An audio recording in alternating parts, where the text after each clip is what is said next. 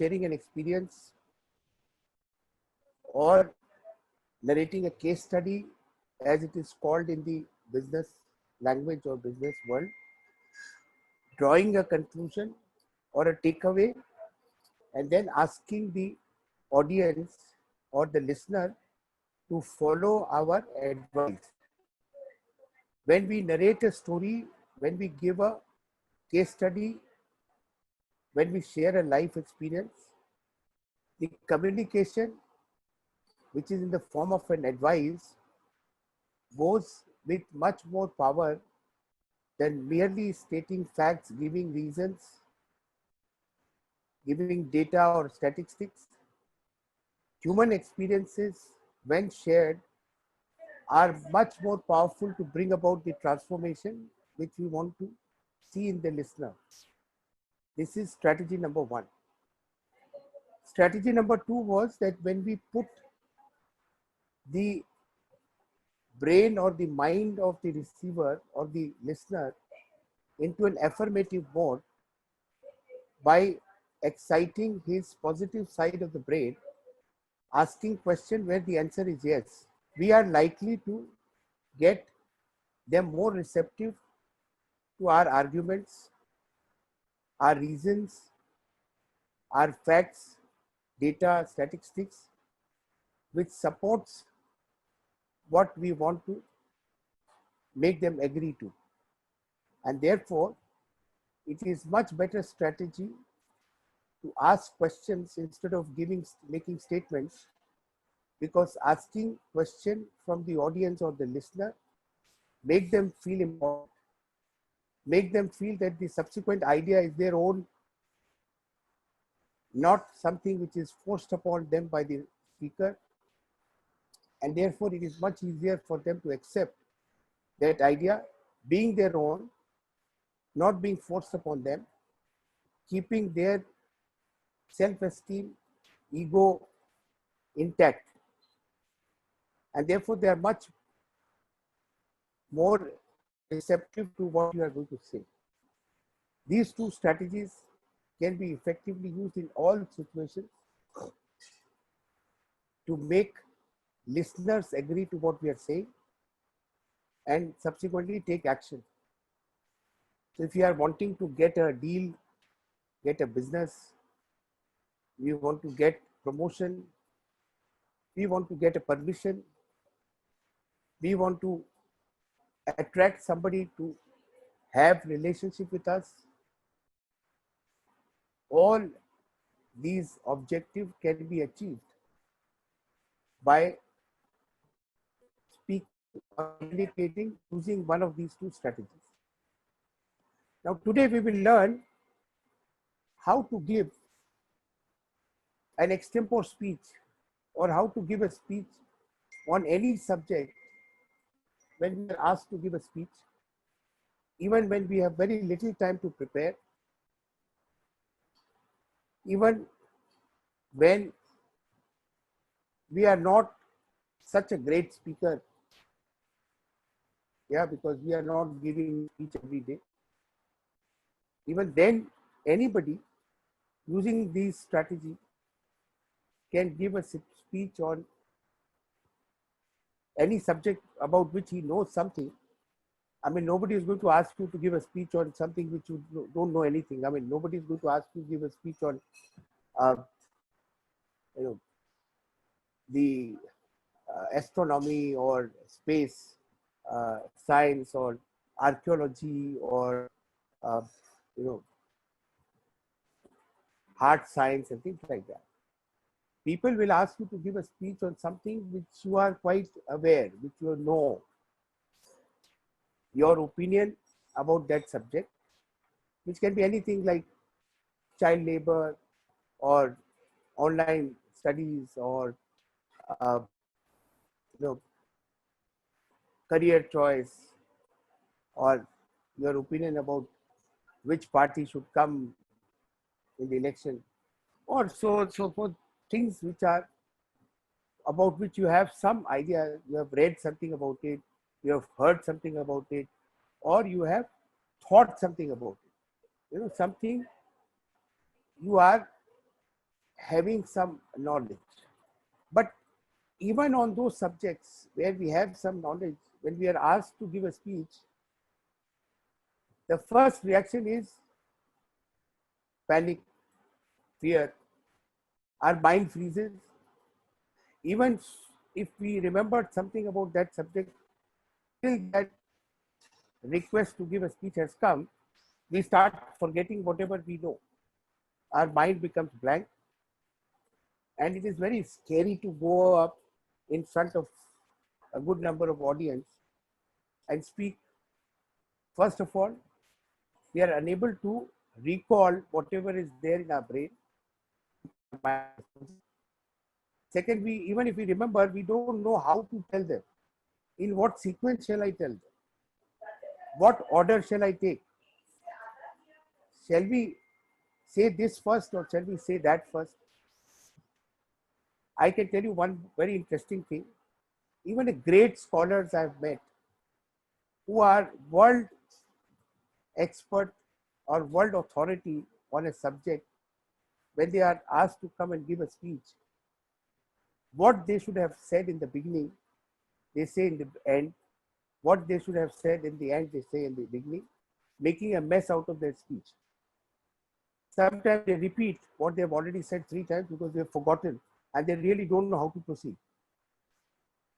And in the process, they put the audience into sleep. The audience lose interest because they see that the speaker has lost direction. Speaker doesn't know where to go and what to say. So he's actually repeating what they have already said. Now, to avoid these traps, keep the audience engagement. Now, to keep the engagement of the audience, not to get distracted from the objective with started giving that speech, not to repeat what we have already said, not to get into that trap of repetition, not to say things which are not relevant, and at least say things which are very relevant, at least not forget telling those things. We should not have that kind of regret that after we finish the speech and we come and sit down and we think, oh, I should have said this, I didn't say. I should have narrated this story, I have not done. I've talked about this example, I have not said. We should be very clear in our mind what we need to say, how are we going to say, in which part of the speech I will say this, and where will I end. Very important. I should know where to end. I should end with an impact. I should end with a, what should I say, with a very great, the way the beginning should be great, the ending should also be a great. We should end at where the speech has made the maximum impact on the audience. So we should also know this is the best place to end the speech. After that, we should not say anything. See, the best end is when the audience is in complete agreement with you. The audience has absolutely agreed what you have said. After that, anything, if you continue speaking, you will now start having a negative impact on the audience. You see, there is a saying in the marketing world, in the retail world, we always teach our salesmen that when the customer has decided to purchase, the customer has already said yes to your proposal to sell a product, the customer has already agreed to buy, you should stop selling the product, because after that, if you continue selling, you will have a negative impact on the purchaser, because the purchaser will start doubting your confidence, your version, because he's now thinking, why are you continuing when I've already said yes? That means you're not sure that I'm going to buy. You're not sure about your own product. You have showing now doubts, and that those doubts will be perceived by the customer or the listener and start doubting your product or your sales pitch and may change their mind. Therefore, you must stop. You must know where to stop. So today we'll see how to start, how to continue, in what sequence to continue, and where and how should we end this speech. This speech doesn't have to be only speech. It can be any communication. It can be a sales pitch. It can be a presentation. It can be proposal. It can be a proposal to a girl to become your friend. It can be a pitch to get permission from your boss, from your parents, from somebody on authority. It can be anything where you are communicating to get a result. So let's now start. Now suppose some subject is given to you. My first problem is to recollect all the data which are stored in my brain, in different parts of my brain, in negative part of my brain, positive part of my brain, in the current memory, in the past memory, in my imaginative memory. The data and the information is in different parts, different sections of my brain. I have to bring them all together at one place. So these, everybody, when they ask you to give a speech, they'll give you 2 minutes to prepare, or 3 minutes or 5 minutes to prepare. Now, the best is that I create files. I create a file, bring all the data from different portions of my brain and put on those files. Now we'll talk about those files which we want to create, which we will create in that 3, 4, 5 minutes. And those files are called plans. And what are those plans? I'll tell you what are those plans. How will you collect these data from the different parts of your brain and put it in a very orderly fashion in these files, which are tagged, which are marked. And then when you are giving the speech, you will collect this data from these files and speak. Use that information in your speech in an orderly fashion. So let's see how we can become a great speaker, a great impromptu speaker, a great speaker who doesn't require a lot of time to prepare, who can speak at any time on any subject. Of course, I should be aware or know little about that subject, any audience, with full confidence and getting the full results of my speech. Now, as I explained to you, we have, again, as we have positive and negative sides of the brain, we also have left brain and right brain. It is said that one part of the brain is responsible for intangible information, like which are imagination, which are visuals, which are feelings, emotions, which are not tangible. And the other side of the brain is tangible, which has data, which has logic, which has reasons, which has statistics, which has tangible informations, and all that. Now, any speech which only communicates logical information will not be as effective, or let's say intangible information, only feelings, will not be as effective as something which conveys both. If I'm making you convinced with my logical data, with my statistics, with my reasons, with my facts, and subsequently move you also with your emotions, the chances are that you will be more prepared or more ready or more moved to take action than if I'm only convincing you with data and information, or only making you feel through emotions. You should be convinced that what you are going to do or what change you are going to bring about makes sense, is the sensible thing to do. You should be convinced logically by facts and figures and statistics. You should also be made to feel to do that or take action by making you emotionally charged or emotionally motivated to take action. So therefore, both the brains should be affected by my communication, both parts of the brain. How to do that is what we are right now. Now, a journey without destination is not a journey. It's like you're going for a walk with that no objective. We must first ask ourselves, what is it which I want to achieve from my speech? I should get the permission to go out in the evening. I should get the promotion I'm looking for. I should get this project. I should get this assignment. I should get this person agree to become my friend or my girlfriend or my boyfriend. I should make the interview panel to select me.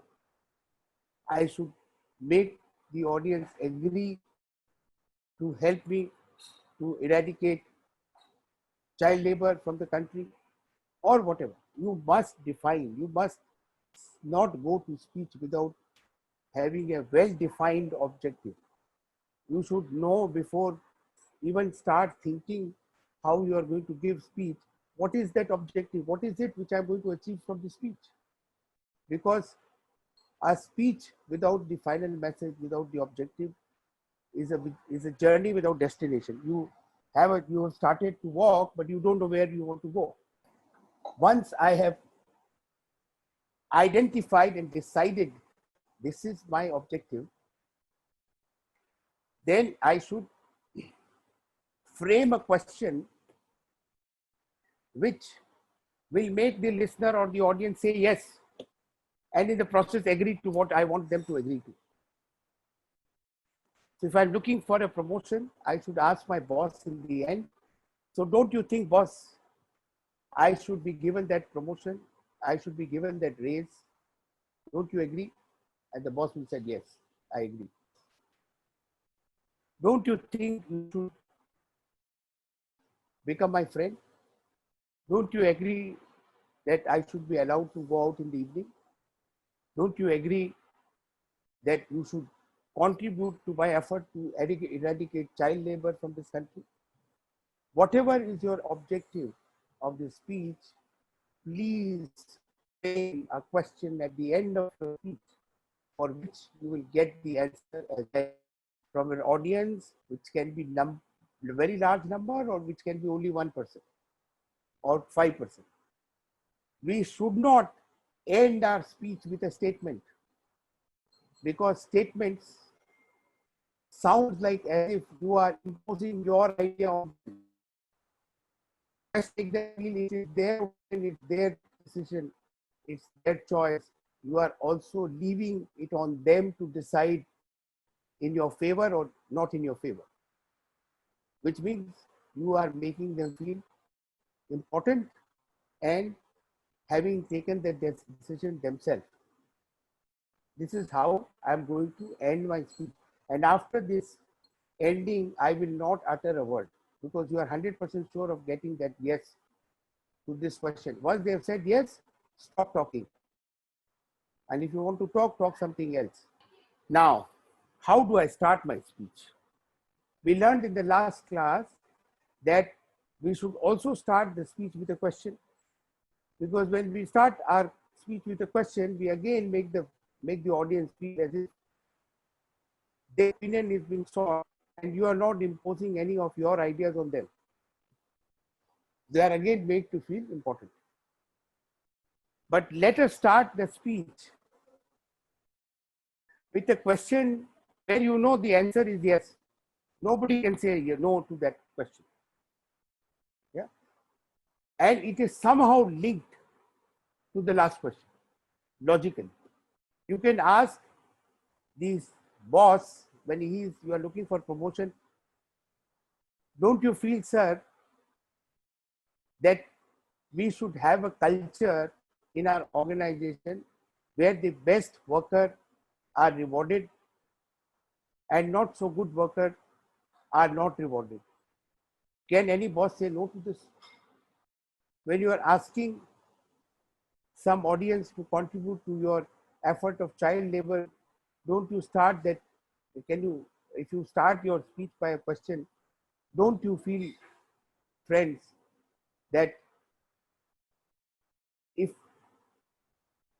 we don't provide our children the required education, or if we don't do something to stop the child labor in this country, we'll be deprived of using our entire workforce in a productive manner, or something like that, where the audience are likely to say yes. So let's decide how I'm going to start my speech and how I'm going to end my speech. Once I have decided that, in 5 minutes time, I have to decide these two things first. And then I decide what I am going to say in between by extracting information from those files which we are going to create just now. And we exactly know how we are going to connect these two sentences, these two questions, one asked at the beginning and one I have decided to say in the end of my speech, and after that I will not say that is the end of my speech.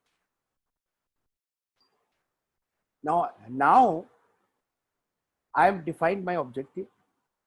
My objective, therefore, is that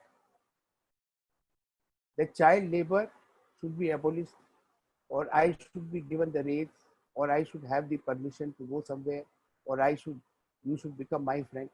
Therefore, depending upon my objective, in the middle, I should give all the facts and figures, arguments, reasons, and in some cases, case studies, which will support that last question getting yes, not the other way around. There may be information in my brain which I can say which is going against the last question. I should not say that. I should be very, very careful not to utter anything, not to give any information which will create doubt in the mind of the listener about my last question getting yes. I should be very careful in choosing the information, choosing the facts, choosing the figures and statistics. I should only say which is going in favor, not against. Some people make mistakes of even saying things which will actually defeat their whole objective of getting yes. If that has to be said, that will be said by your opponent, not you. If you are in a debate-like situation, let your opponent, opposite party should say all that. You should not say that. And let's also watch the audience while giving a speech. You can always see the reaction of your speech on the face of the audience. Yeah, their smiles, their nodding of the head, their eye contact, their gestures and postures. And depending upon what is making the maximum impression or the desired impression, you should emphasize on that. You should be able to navigate your speech according to the listener's reactions. Now, every speech has three portions. There's the introduction, there's a conclusion, and there is a main idea. The main body of the speech. We have already decided the introduction. We have decided how we are going to start the speech. Yeah. We can also ask the person who's going to introduce us to talk about the importance of the subject. Instead of our saying that importance of the subject, let somebody else speak about the importance of the subject. Let somebody else speak about our competence or our credentials about the authority to speak on that subject.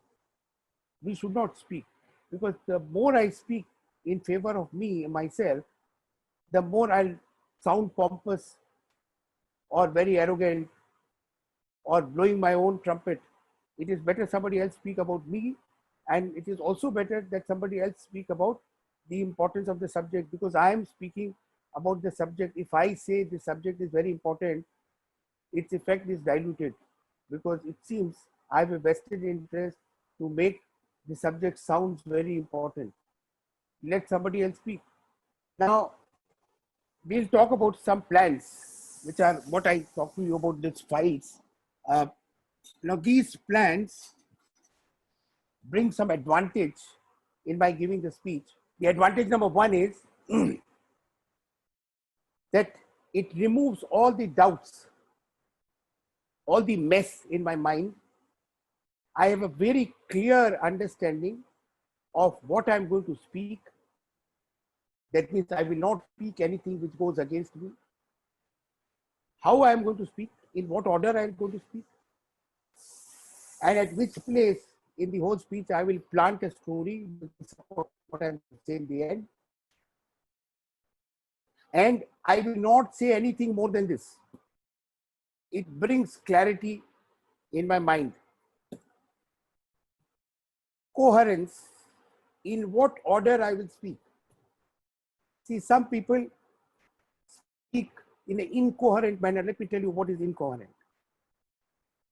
When you are trying to explain the process of a factory to an audience, you have to go and follow the order in which the work is getting done in the factory, not in a swinging manner. So we must first tell that in a factory, first the order of the raw material is placed. The raw material comes, inspected at the quality control, checked for the weight, check the quality. Then they are put on the store. After the store, it is issued on the factory shop floor. It is then processed. It is then converted into the product. The product quality is checked. The product quality, after being checked, is packed, sent in the finished good storage. From there, it is dispatched. Bills are raised. The money is received. This is the process. Now, if I say that raw material is issued on the floor, it is processed, raw material is received at the gate, it is checked for quality, finished product is packed and dispatched, raw material is converted from on the factory floor from the raw material to product. You see, you are just, nobody will understand what you're trying to say. People are getting confused because you are not following the process in which it is getting done. You are, because you are so much of jumbled up in your brain, you are explaining the whole process in a manner nobody can understand. You will find such mess created by some speakers who have forgotten one step of the process, and when they remember, they state that. We should not be that speaker. And if you are following the plan, there's least chances that we'll make this mistake. Now, how do I bring emotion in this speech? Because without emotion, my effect will be not as powerful as with both emotions and facts. I must decide to plant some stories which will support what I'm going to say, either in the beginning of the speech or at the just before I conclude the speech. And I must say a story just before I conclude the speech, because then I will leave the audience with emotionally charged. Now, let me tell you that emotion stays much longer with us than conviction.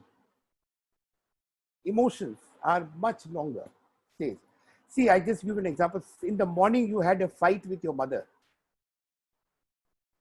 Everything is over now, sorted out. Till evening, you will be little irritated, or you will be little uncomfortable, you will be little upset. The whole process, the whole event still lingers in your mind. And whenever you think about it, you get irritated. It doesn't stay for one day. Something happened 20 years back, somebody insulted you. Now that person has become your good friend, but that incidence of that insult is still there in your mind. You have not forgotten it. 20 years, you still remember. He is your friend. It still don't go. Emotion stays. Facts and figures doesn't stay. Convinced and finished. We should leave the audience emotionally charged, and maybe your speech will be remembered even after 20 years because that emotion will not let them forget that speech. So therefore, leave them with a very, very powerful story which will make them emotionally so much affected that they will remember your speech for years to come. Now, I must have that story. So I have a story. I told you how to get those stories. At our last presentation, I told you must tell the story, which will keep them, make them convinced about what you are going to say. Now let's talk about these plans. Now, without these kind of plans, we are likely to go haywire. It is like starting your destination or journey without a roadmap. You need a roadmap. Suppose you are starting your journey from Eileep and you are going to a house in Salt Lake, you don't know how to go. If you have a navigation device in your mobile phone, the chances are you'll reach there. Even if it's too complicated, still it will tell you how to go. But without a navigation device, without a map, the chances are you to lose. You will actually go round and round 3-4 times till you get to the final destination. These plans which we are going to talk about is like a roadmap, like a navigation device. It will not only help you select the information which you want to say, which you should say, you should also help you to avoid information or which you should not say, and it will also keep you on track. Without such plans, you can get lost in that whirlpool which many speakers, great speakers get into. They really don't know where they've got lost. They actually wanted to talk about Bombay, they land up talking about Delhi. They go in tangents. They start telling things which has got no relevance because they have no plan. So these plans will help us to have focus. We only say what is required. Aid clarity, have freedom from confusion, freedom from stress and tension. We are not stressed because we are absolutely clear what I am going to say. I'm fully confident that I'll not go haywire. I am fully confident that I'll achieve my goal of convincing my audience what I want them to agree to. So I have got absolutely, I'm confident. I'm free from fear. I'm free from stress, tension, confusion. Plans will make me have that freedom. And to avoid these traps, which you just now saw, yeah, whirlpool, losing track, yeah, going here, there in tangents. So the plans are my aid to stay on track. Now, first plan is called clock plan. Now that you have got figured out all the information which was in your brain, negative side, positive side, past, present, future, you now ask your brain. Your brain is always able to answer specific questions, not general questions. If I ask my brain, tell me something about child labor, the brain will not react. But if I ask, please tell me something about child labor in villages, or sorry, child labor in the past, because this is a clock plan, I must ask question about the status of child labor in the span of time. Clock plan, past, present, future, yesterday, today, tomorrow. If I ask, how was the child labor in the past? Of course, child labor were employed in the past by the factories when there was no law restricting child labor to work in the factories. There were rampant use of child laborers everywhere because they were cheap. It was not only in India, it was in Europe. So I get some information. What is the status of child labor today? We still see some child labor in tea dhabas and roadside dhaba. We see such child labor in in those small clusters in Firozabad, where a lot of small scale industries are working and all that. What will happen for child labor in future? Chances are that most of the child labor will stop. Most of the children will be sent to school. They will learn in schools and not go to factories. Yeah. So I have got some information about child labor from the past, present, and future in reference to time. So when I start my speech, I can use first the clock plan. I can say in the past, the child labor was rampant. It was happening everywhere, not only in India, but even also in America, also in Europe, everywhere. And now it has been reduced by because of legislation. And now a lot of activities happening to remove. A lot of retailers, big brands are forcing their suppliers to make sure that the child labor is not used. They have to give certificate, and therefore the chances are in future no child labor will be used in any factory. Yeah, so this is my clock plan. There is another plan which is called globe plan. What is the globe plan? I give you information from the different part of the world. I just now gave you actually. I told you about America, I told you about Europe, I told you about Southeast Asia. I'm not told, but you can say about what is happening in Southeast Asia, what is happening in African countries. Still, rampant child labor is used in African countries in the mines and in the quarries. A lot of children are being used for doing manual work, very hazardous environment. The children are getting killed and all that stuff. So therefore, and now I can combine both the globe and the clock plan, which I did just now.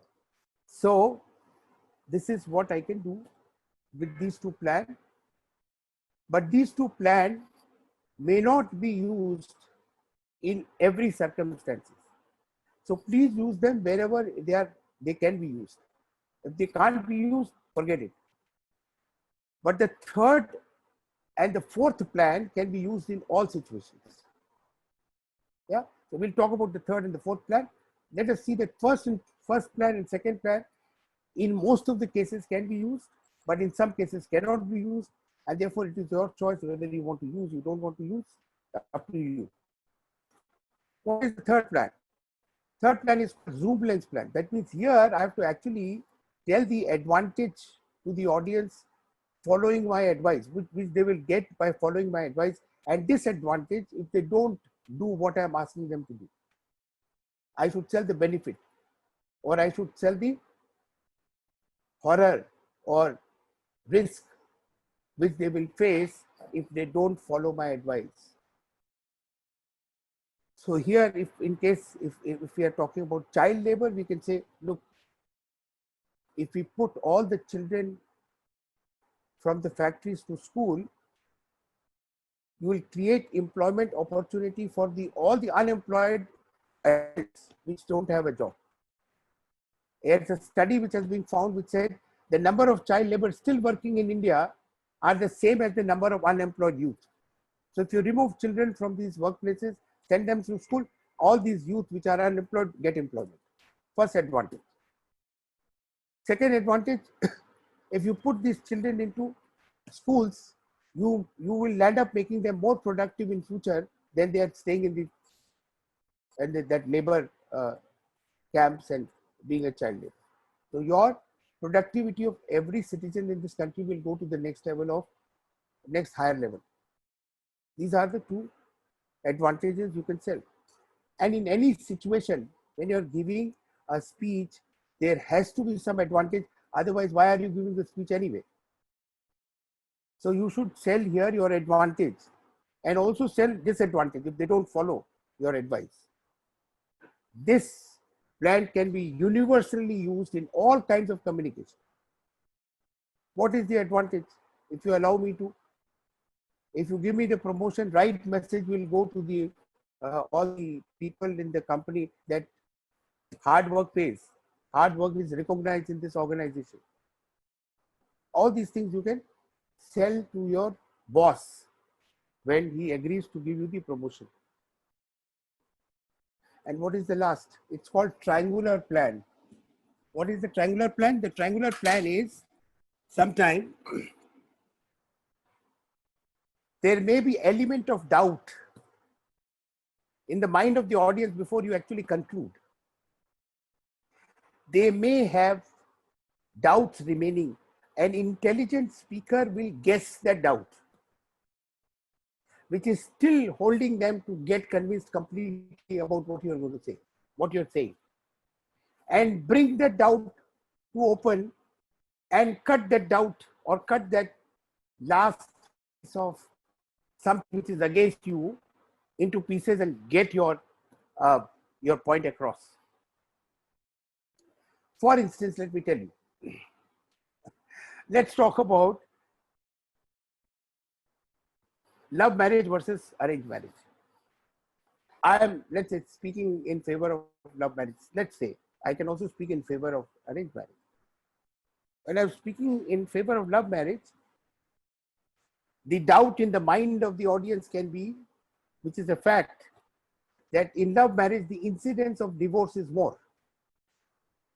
And therefore, arranged marriages are considered to be more stable, more secure, more meaningful. And love marriages on this account is considered to be more frivolous, taken at a spur of a moment, not very intelligent decision, and so on and so forth. And that's why it results into divorces. But the fact is not like that. Now, but that is holding your audience to completely agree with you that love marriage is a better option.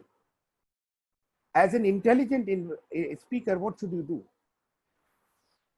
You should bring about this doubt in open without being asked by the audience, without being raised by the audience. You should raise it. And you should tell that, yes, this is true that love marriages have more incidence of divorce, which makes some people believe that they are taken at the spur of a moment, that decision is taken at the spur of a moment, and that's why they are not stable. That's why they are, they are not intelligent choices, and therefore they result into this kind of, separation. But its fact is not that. Fact is, the people who opt for love marriages are the people who are decision maker, who are not bothered about what people are going to think. They will accept nonsense. They will not accept something which is not right, something which is not fair, something which is not just. And therefore, the moment they are not treated fairly and with justice by their partners or the in-laws, they are the one who will get rid of that kind of unpleasant situation, and they will call it a day. The people who opt for arranged marriages are more docile, more subdued, and they will continue living a miserable life. They will continue to accept nonsense. They will continue to accept injustice and not revolt, because they are like that only. That doesn't make that not separated marriage situation a better option than a separated, than where people opt for separation. And therefore, this statistics of having more divorce in case of love marriage doesn't make arranged marriage a better option. It still makes the love marriage a better option. So an audience should be convinced and help them to get rid of this doubt which is still lingering on their mind by a effective speaker. So this is the time. Before you conclude, please eliminate all kinds of doubt which are still lingering on the minds of the audience. This is your time. This is your chance to eliminate that doubt. And now suppose you agree that I have heard the advantage of the love marriage, I have heard the advantage of the arranged marriage. What is the best option? The speaker can also take a stand where he will not say one is better than other. He can actually say a third option which is still not discussed. This is the time, before you end your speech, this is the time you can give that your personal opinion among the two. Although you were asked to give which is better, I can always say before I conclude the speech. So friends, we have heard the advantage and the disadvantage of love and arranged marriage. Don't you agree, friends? Again, he is not saying, in my opinion. You see, most of the speaker will make this mistake of saying, I think, in my opinion, I believe. Yeah, please don't say nobody's interested in knowing your belief and your thinking and what you think. Again, ask the question to the audience. Don't you think, friends, the best option for us would be that our parents arrange a meeting with some good matches, boys or girls, and out of those various meetings, we ultimately decide with whom our chemistry matches, and we ultimately decide whom should we get married to. Our parents will only help us to create conditions where we can meet several boys and girls. We can also meet on our own, and then once we are coming to some kind of decision, we can make them meet our parents, or our parents have already selected some people and we decide whom should we get married to. So don't you think, friends, an arranged love marriage is the best option? Not only love marriage, or not exclusively arranged marriage, but an arranged love marriage is a better option. So here the speaker gives his own opinion and not go for a conventional love versus arrange. Yeah, so this triangular plan is your chance to say the last word before you conclude the speech. And then you ask, so don't you agree, friends? This is the best option. The speech ends. And now before the speech, you can always plant a story which will move your audience so much with emotions that they will always remember your speech all their life. I still remember some of the speeches which I heard when I was in school and when I was in colleges, which were given by some great speakers. I don't remember the entire speech, but I still remember the story I heard. Stories are that will stay in your mind all your life if they are really, really powerful story, really, really emotional story. Okay, so that was the way we will give an extempore speech. Now that I asked you in the last session that you should come and record your speeches and send it to us, very few responses has come. So in the next class, I will ask you to come prepared with one speech based on what you learned today. Subject is your choice. You choose the subject. You will be given 2 minutes to speak or 3 minutes to speak. You will use this, what you learned. Start your speech with first sentence question, end your speech with a question, and fill the middle, the body of the speech with these plans. You don't have to use all the 4 plans. At least use the plan number 3 and 4. Or even if you don't use 4, use the plan 3. Plan 3 can be used in every situation. 4, first and 2 may not be used. Please use it. We'll record it and we'll see how best, and I'll also give you some feedback if required. Yeah, so please come prepared. Next class, which is going to happen, I'm actually going to give you a presentation in the next week, how to give very powerful presentation like Steve Jobs when you're using PPT. Again, the principle is almost the same which you learned today. Only I'll tell you how should you prepare your slides, what your slides should have, and that's about all. That will bring us to the end of the soft skill classes. Yeah. Now, if you have any questions, you can ask. If anyone has a question, please answer, sir. You unmute yourself and answer. Sir, you that day, hello? Yes, Yeah. yes. Yeah. Go ahead.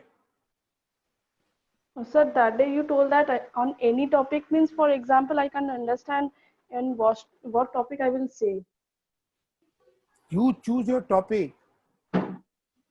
So you can speak on any topic. So, for example, You can speak on, let's say, Indo-China war, which has happened today. You can speak on dress to impress, how important is dress in our life, how important is our looks in life, what is the importance of going to college, Yeah. Okay. Advantage of learning on online or online versus offline. You can say offline is better. You can say online is better. Online is Okay. better than offline, or you can say offline is better than online. Anything. Okay. Okay. So how many minutes? Try to keep as brief as possible, not more than 3-4 minutes. Okay, sir. Okay, I want to see how you speak. I can give you some feedback Okay, sir. so Thank that you, you will sir. learn also that where you are making mistakes or how you can improve your speeches and all. And you are practicing on Zoom. So, you know, in future, even when you go to corporate world, half the world is going to work on Zoom. You must have heard by now that TCS, Google, Microsoft, Facebook, all of them have asked all their employees to work from home. And everybody is working on Zoom. Even in our company, High Tech, we have sent 80% of the people to work from home. And they are actually more productive. So we'll keep them working from home only. We are not going to call them to office anymore. So the whole world is shifting toward working from home on digital platforms. So it's better that you prepare in that new world order where 60-70% be working from home. Is it clear? Any other questions you have? Sir, when will the next session take place, sir? See, tomorrow, will you be ready? At least some people can get ready and send your name who are ready to give us speeches tomorrow. So tomorrow, at least we'll need at least 2 or 3 sessions where everybody will finish speaking. So maybe 2 or 3 sessions. The last session I'll take, which is where I'll tell you how to give a presentation, and then everyone has to give a presentation on on Zoom. You have to prepare at least 5-6 slides, and you have to give presentation. That we'll do at the end. But before that, I want to see and make you comfortable speaking on the Zoom. You should you should be speaking and we'll be all listening. So presentation means the topic we will say on that topic only you have to make the presentation. No. Presentation, let's forget about presentation right now. Presentation, I'll tell you later on what you should do. Right now, you have to come and speak. Let's not Okay. talk about presentation right now. So you have to come tomorrow and come prepared. You have to just speak for 2-3 minutes. Just think about some subject we are passionate about. See, if you're passionate about a subject, the chances are you'll speak well. You will speak from your heart. You speak with emotions, and that will have a very powerful impact on your audience. So just pick up what you are thinking, something very strongly about. If there's something you feel strongly about, speak on that. And doesn't matter. See, learning all laws and all strategies and all tricks is all right, but unless you practice, nothing is going to help you. You have to actually practice. You can be a great listening to all the theories and all the strokes and seeing them unless you get into water and practice. You have to practice, and somebody should tell you how good or how bad or what mistakes you are doing. So I'll do that. Okay. Okay, sir. Okay, come prepared. At least be brave. There's nothing. I understand nobody can give a great speech in the beginning. You are just starting. So the very fact that you are first to give speech shows that how courageous, how confident you are. That's the first requirement of being able to give a great speech. You have to feel confident and you have to feel that you are able to do it. You will do it. That is the first requirement of being able to give a speech. And that I want to see in most of you tomorrow. Please come and be courageous enough to say, okay, sir, I'll give the speech. And what is there? The world is not going to come down if you are not able to give a great speech. How does it matter? Nobody can give. When I gave the first speech, let me tell you, my mind went blank. I could not even read from the paper which was in front of me. I was so nervous. You will all do better than what I did when I gave my first speech. So don't be scared. Okay? Okay, sir. Okay. Okay. Okay then. Okay, Meghmana, are you there? Yes, sir. Okay. So we end here. Tomorrow, let them come and give speech. Okay, sir. Okay.